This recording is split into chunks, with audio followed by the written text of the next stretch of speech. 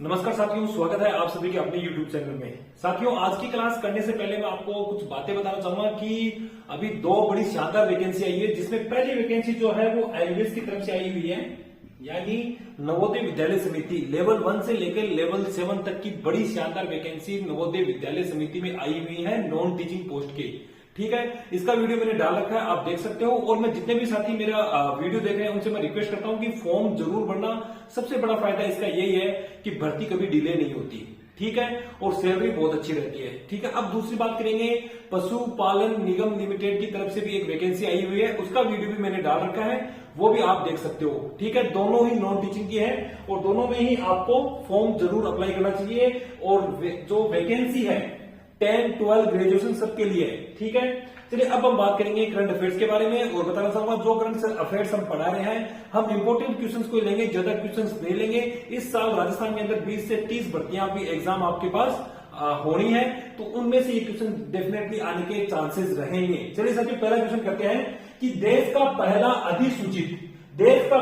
अधिसूचित भू विज्ञान स्थल के रूप में राजस्थान के किस स्थान का चयन किया गया है? मुख्यमंत्री जी ने खुद ट्विटर के माध्यम से इसकी जानकारी दी है, तो आप देख सकते हो कि इसका इंपोर्टेंस कितना है, इस क्वेश्चन का इंपोर्टेंस कितना है। वेरी वेरी इंपोर्टेंट क्वेश्चन है ये, तो याद रखना। इसका किसका चयन हुआ बच्चों? इसका चयन हुआ है रामगढ़ कलेक्टर का। ठीक है, रामगढ़ कलेक्टर कहां है? सबको पता होना चाहिए कि रामगढ़ कलेक्टर कहां है, इससे कई बार क्वेश्चन पूछा गया है। 12, ठीक है, रामगढ़ कलेक्टर कहां पे है? 12 के अंदर है। अब फिर से देखो, अधिसूचित किया गया किसके रूप में? भू विज्ञान स्थल के रूप में अधिसूचित किया गया है। इसके बाद से यहाँ पे क्या होगा, कुछ और स्टडीज यहाँ पे की जाएंगी। अब हम बात करेंगे कि करेक्टर होता क्या है। करेक्टर क्या होता है? जब आकाश से कोई उल्का पिंड धरती के ऊपर गिरता है तो वहां पे एक खड्डे जैसा निशान या आकृति बन जाती है। ठीक है, पहली बात। अब दूसरी बात यह है कि ये पता कैसे किया गया कि भाई ये जो 12 के अंदर जो स्थान है वो करेक्टर है या फिर कुछ और है? तो इसका इसलिए पता किया गया, जब कोई उल्कापिंड धरती के ऊपर गिरता है तो गिरने के दौरान क्या होता है कि जो टेम्परेचर है वो अत्यधिक बढ़ जाता है। टेम्परेचर अत्यधिक बढ़ने के कारण क्या होता है, जो मिट्टी है वो कांच के रूप में परिवर्तित हो जाती है, जिसके कारण जो वैज्ञानिक है वो पता लगा सकते हैं कि ये जो जगह है वो करेक्टर है या कुछ और है, उल्कापिंड की वजह से है या कुछ और है। तो पता चला है कि यहाँ की जो मिट्टी है उसके अंदर कांच के अवशेष सबसे ज्यादा पाए जाते हैं, जिसकी वजह से इसको क्या पाया गया है, सबसे राजस्थान का पहला स्थान है जहां पे करेक्टर पाया जाता है। अब देखो कि इसके अलावा हमें क्या क्या बातें यहाँ पे देखने को मिल सकती हैं, तो बताना चाहूंगा साथियों, जो 12 है इसका प्राचीन नाम क्या है? इसका जो प्राचीन नाम है वो है वराह नगरी। ठीक है, ये भी एग्जाम के हिसाब से इंपोर्टेंट है, कभी भी पूछ सकते हैं कि वराह नगरी के नाम से राजस्थान के किस शहर को जाना जाता है, तो वो हो जाएगा 12। अब एक और बात बताऊं, 12 के अंदर से ही एक नदी गुजरती है जिसको कहते हैं परवन नदी। ठीक है, परवन नदी गुजरती है और परवन नदी के पास में ही आपका एक दुर्ग है जिसको कहते हैं शेरगढ़ दुर्ग। कौन सा दुर्ग है? शेरगढ़ दुर्ग। और शेरगढ़ दुर्ग के पास में ही, या जो शेरगढ़ दुर्ग किस में बसा हुआ है? शेरगढ़ अभ्यारण्य में बसा हुआ है। वहीं पे परवन नदी के पास में कौन सा है? शेरगढ़ अभ्यारण्य।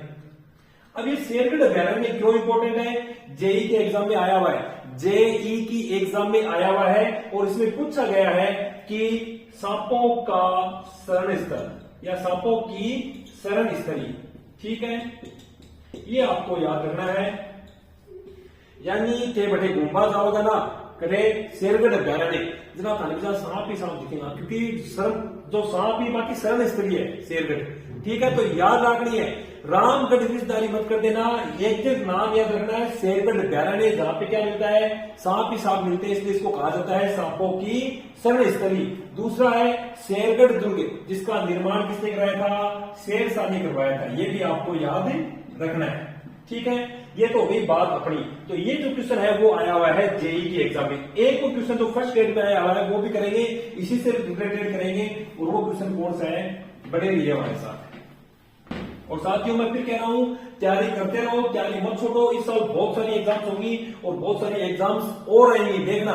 फर्स्ट ग्रेड के भी इस बार आने के पूरे चांसेस हैं। देखो, रामगढ़ कलेक्टर है, इससे एक बार क्या क्वेश्चन आया था कि वृत्ताकार पहाड़ियां, रामगढ़ कलेक्टर से नहीं 12 से आया था कि वृत्ताकार पहाड़ियां किस पैलेस में, मतलब किस स्थान पे?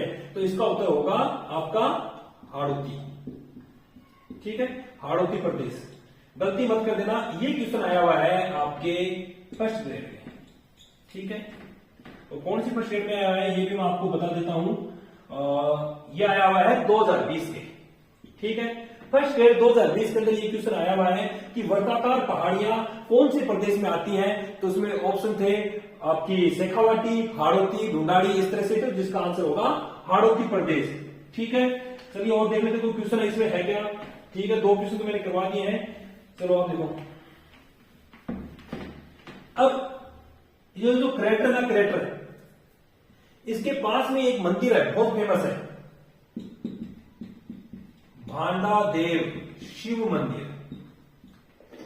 भांडादेव का शिव का मंदिर एक फेमस है यहाँ पे, ठीक है। जो कहां पे है, रामगढ़ क्रेटर के पास में है, यानी 12 के अंदर है। और जो सबसे बड़ी बात यह है कि ये खजुराहो की स्टाइल में बनी है। जो खजुराहो के जो मंदिर है ना, खजुराहो मंदिर, तो खजुराहो के जो मंदिर हैं उनकी स्टाइल में बने। और मैं जहां तक मानता हूं, आप सबने खजुराहो के मंदिर की फोटो तो आपने यूट्यूब पे कहीं ना कहीं देखी होगी, या रील्स वगैरह में, या गूगल पे आपको मिली होगी। तो देखो कौन सा क्वेश्चन इससे पूछा जा सकता है कि राजस्थान के किस मंदिर की जो शैली है वो खजुराहो जैसी है। उत्तर होगा भांडादेव शिव का मंदिर। भांडादेव शिव का मंदिर कहां पे है, रामगढ़ बेट के पास में। रामगढ़ बेट कहां है, 12 के अंदर है। 12 का प्राचीन नगर का नाम क्या है, तो इसका होगा वरानगरी, ठीक है। इसके अलावा ये सबसे इंपॉर्टेंट है कि हाल ही में राजस्थान के किस प्रदेश को या किस जगह को अधिसूचित किया गया है भू विज्ञान स्थल के रूप में, तो वो जाएगा आपका रामगढ़ क्रेटर। क्रेटर किसे कहते हैं, क्रेटर होता है जब उल्का पिंड धरती पे गिरता है और वहां पे कोई खड्डा बन जाता है, उसे क्रेटर कहते हैं। पहचान कैसे की जाती है, पहचान ऐसी की जाती है कि जब अत्यधिक तापमान के कारण जो मिट्टी है वो कांच के अंदर परिवर्तित हो जाती है, जिससे वैज्ञानिक पता लगा लेते हैं, ठीक है।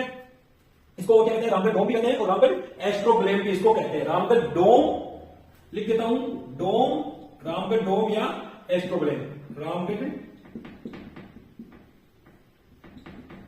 एस्ट्रोब्लेम, ये भी इसको कहा जाता है, ठीक है साथियों। अब सेकंड क्वेश्चन हम ले लेते हैं। क्वेश्चन है कि राजस्थान कोऑपरेटिव डेयरी फेडरेशन के द्वारा किस ब्रांड का दूध, ऊंटनी का दूध लॉन्च किया है, ठीक है। यानी जो कोऑपरेटिव डेयरी फेडरेशन है उसके तहत किस जो ब्रांड है उसको ऊंटनी का दूध लॉन्च करने के लिए परमिशन मिली है। तो जो भी है, तो इसके बारे में बताना चाहूंगा साथियों, सरस को, ये याद रखो, जो सरस ब्रांड है ना, अब वो ऊंटनी का दूध बेचेगा। तो क्वेश्चन आ सकता है कि ऊंटनी के दूध बेचने के लिए किसको अधिसूचित किया गया है, ठीक है, तो सरस को, ये याद रखना। अब एक बात और, मॉडल क्या था, तो कच्छ जिले में, कच्छ कहां पे है, गुजरात में, तो कच्छ जिले का जो मॉडल था उसकी तर्ज के ऊपर ये शुरू हुआ है, ठीक है। दूसरी बात, कौन कौन से जिले से शुरू हुआ है, तो बीकानेर व जयपुर से, ठीक है। बीकानेर और जयपुर शुरुआती चरण में यही 2 जिले हैं। तीसरी बात, किसने लॉन्च किया, तो गोपालन मंत्री जोगाराम कुमावत, गोपालन मंत्री जोगाराम कुमावत, ठीक है।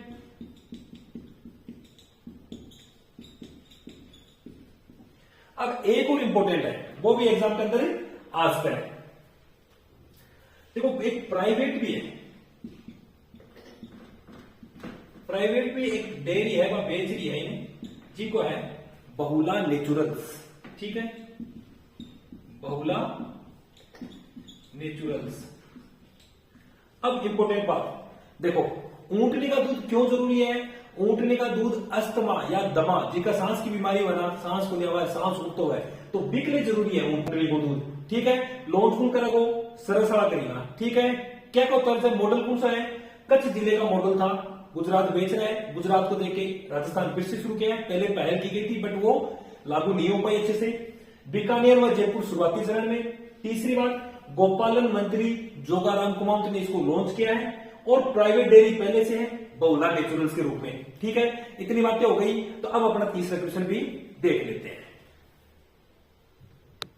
देखो साथियों, अब अपना तीसरा क्वेश्चन है कि एचडीआई इंडेक्स में भारत का स्थान कौन सा है। तो आपको बताना चाहूंगा, अभी हाल ही में इसके इंडेक्स का रिजल्ट आ गया है, उसमें भारत का स्थान जो है वो 134वें नंबर पे है, ठीक है। अब देखो यूपीएससी का एक क्वेश्चन मैं बता रहा हूं आपको, यूपीएससी 2016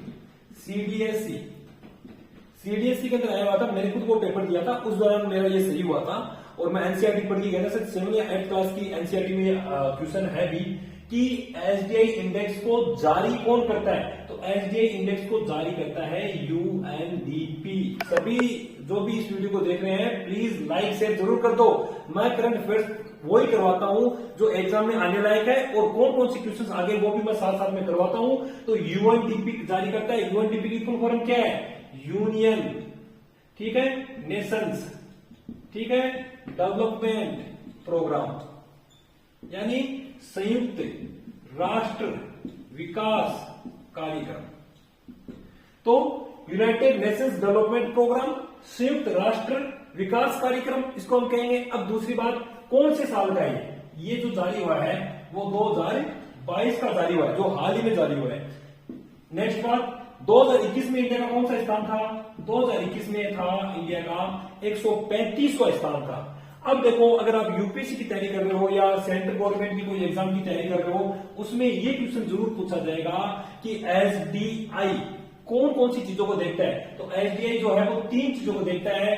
पहले देखेगा कि उस देश के अंदर शिक्षा का स्तर क्या है, दूसरा देखेगा स्वास्थ्य, ठीक है, और तीसरी चीज देखेगा लाइफ स्टाइल यानी जीवन स्तर, ठीक है, जिसमें आय भी देखी जाएगी कि भाई जो यहाँ के लोग हैं उनकी आय कितनी है, तो ये भी देखी जाएगी, ठीक है। शिक्षा, स्वास्थ्य और जीवन स्तर, तीनों चीजें यहाँ पे चेक की जाएंगी, ठीक है साथियों।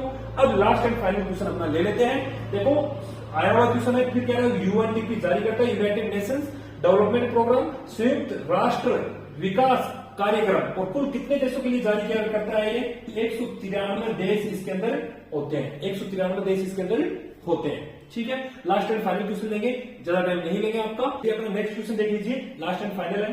राजस्थान के किस जिले को प्रधानमंत्री जनजाति आदिवासी न्यास महाअभियान से जोड़ा गया है, जिसको कहा जाएगा पीएम जनमन। देखो ये पीएम जनमन भी आ सकता है, इसकी फुल फॉर्म भी पूछ सकते हैं, जनमन। अब देखो पीएम यानी पी से प्रधान, एम से मंत्री, प्रधानमंत्री, जैसे जनजाति, ए से आदिवासी, नय से न्यास, ठीक है, आदिवासी न्यास, एम से महाअभियान, ओके, महाअभियान हो गया। तो अब देखो से जोड़ा गया है, तो राजस्थान का एकमात्र जिला है जिसको जोड़ा गया है वो है बारां, ठीक है। और इस प्रोग्राम की शुरुआत राजस्थान के किस गांव से होती है, तो ये भी इंपॉर्टेंट है भाई, समरानिया, समरानिया, ठीक है। लगभग 325 प्लस गांवों को इसके अंदर जोड़ा गया है। अब इंपॉर्टेंट एक और क्वेश्चन इंपॉर्टेंट है, वेरी इंपॉर्टेंट, कौन सी जनजाति को लाभ प्राप्त हो रहा है, आ सकता है कि किस जनजाति को सर्वाधिक लाभ प्राप्त हो रहा है, तो वो होगा आपकी सहरिया, ठीक है। तो 12 जिले की सहरिया जनजाति को ये लाभ प्राप्त हो रहा है। और इसके अंदर क्या क्या होगा, तो इसके अंदर आपको बताना चाहूंगा, पेयजल की सुविधा है, सड़क मिलेगी, दूरसंचार मतलब जो नेटवर्क वगैरह वो अच्छे होंगे, शिक्षा बढ़ेगी और खाने पीने की कोई कमी नहीं होगी, पोषण बढ़ेगा। इन सब चीजों को लेके वो शुरुआत की गई है। इसके अलावा अभी देखो ईएमआरएस की भर्ती कंप्लीट होने जा रही है, जो ईएमआरएस है वो भी इसी के अंदर है। इसी के अंदर ईएमआरएस को अब डेवलप करने की कोशिश की जा रही है। ईएमआरएस का जिसका सिलेक्शन हुआ है वो मैं फिर से बता देता हूं।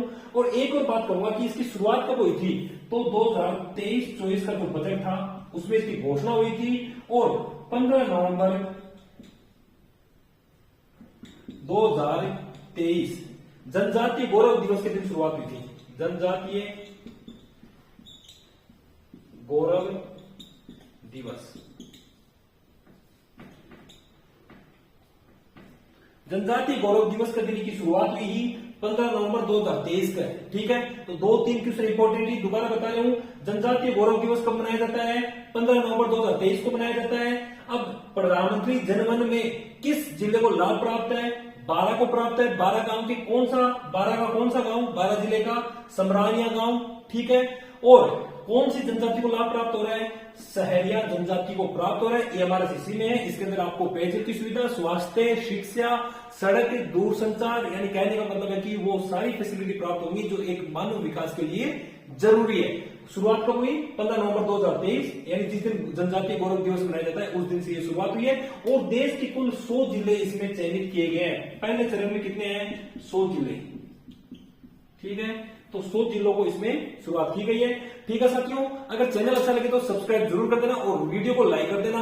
हम कम संसाधन में आपको अच्छी क्लास देने का वादा करेंगे, ठीक है साथियों। और कुछ अगर कमी लगती है या कोई आपको सजेशन हो तो प्लीज कमेंट में जरूर बताएं। थैंक यू, धन्यवाद।